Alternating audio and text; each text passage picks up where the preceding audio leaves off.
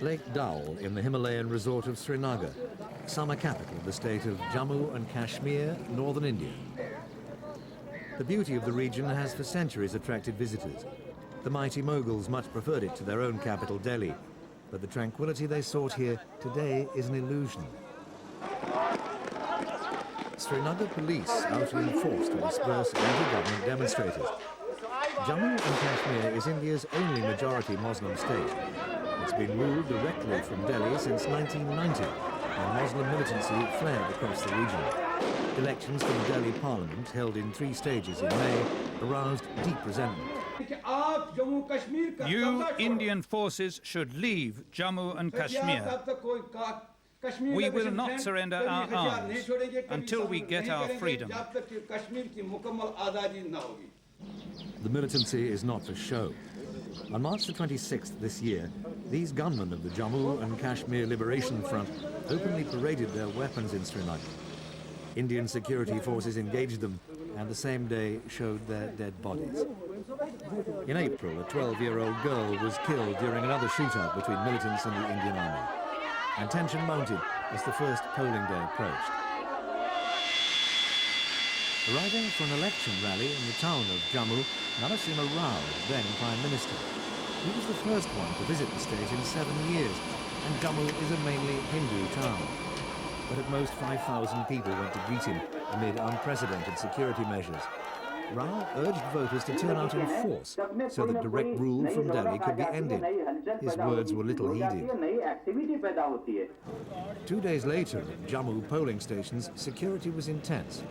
Rao's Congress party eventually won 4 of the state's 6 federal seats, but lost the election overall to Hindu nationalists who campaigned for Muslim rights to be curtailed. It stiffened Kashmiri opposition. Most Muslim groups boycotted the campaigning and the polls. As voting got underway elsewhere, a convoy of campaigners' trucks approached Srinagar for an election rally.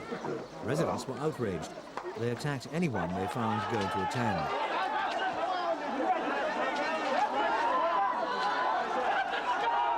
India has always blamed trouble like this on its Muslim neighbour Pakistan, which rules the western third of the territory and has always claimed the rest, ever since the 1947 breakup of British India, when its Hindu ruler ceded it all to India.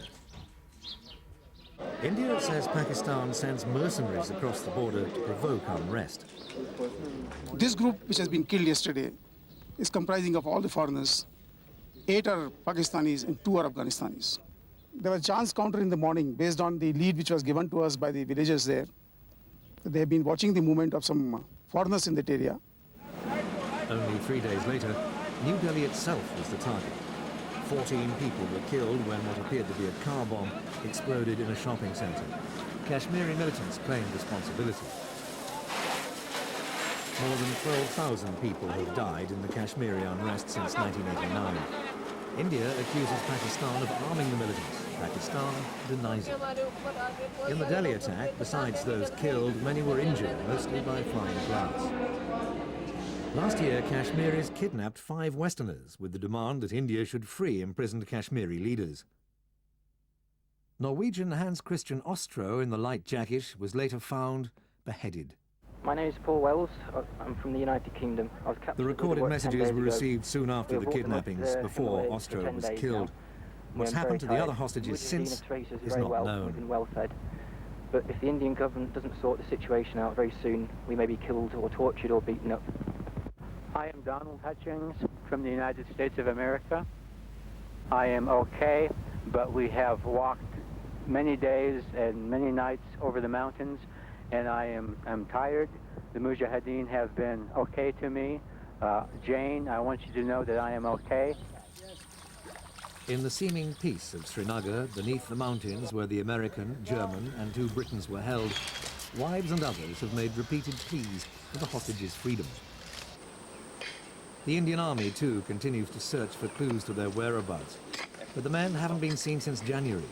The hope that they'll be found alive declined sharply this month after an arrested Muslim militant told Indian authorities they'd all been murdered. Srinagar on May the 21st. The militants' call for a general strike against the elections gets a solid response. But the army went ahead with its preparations and denied there was anything sinister in its involvement. Our first duty is naturally to create environments in the valley that the public goes out, votes without fear. It's our duty to meet the militant threat in case they try and interfere with the polling process. Go around anywhere else and you will be convinced yourself that is the fairest elections which our nation has gone through. 50 kilometers outside Srinagar, for the second stage of the voting, security was again a priority. The army's strong presence guaranteed safety, but polling was sluggish. Officials put a brave face on it. Everything is ready. Ballot boxes have been sealed up. It was ready by 7 as per the schedule. Up till now, nobody has so far turned up to cast the vote because of perhaps the inclement weather. Officials stressed that the arrangements guaranteed a just result and invited agents of any party to inspect the ballot boxes before they were sealed. But for all the attention to detail, to enable people to vote and prevent fraud, the polls were boycotted by too many people for the results to be represented as showing the will of the majority of the population. It's all disastrously bad news for those who depend on Kashmir's once flourishing tourist industry for a livelihood. Nobody is renting Lake Dal's famed houseboats. Since 1989, we are facing the crucial problem here, because no tourists are coming here. Nothing here are just army everywhere, and we are facing we have no business here, nothing. A father's heartbreaking picture of his dead son. Abdul Rashid, 55, was a founder member of India's Congress I party. But security forces said his son was a militant and killed him. Indian excesses, Rashid says, are so many Kashmiris don't want to hear the word India. With such feelings among former friends, guards at Srinagar's poorly attended voting centres on the last polling day wanted eyes in the back of their heads. Probably the upshot had always been inevitable. Direct rule from Delhi is to be extended another 6 months. It's not what Kashmiris want. More and more Kashmiris want freedom from both India and Pakistan, to return to their own beautiful land's legendary peace and tranquility. But that depends on those two countries, which have fought 2 wars over the territory, and on Kashmir's own fierce and implacable militants.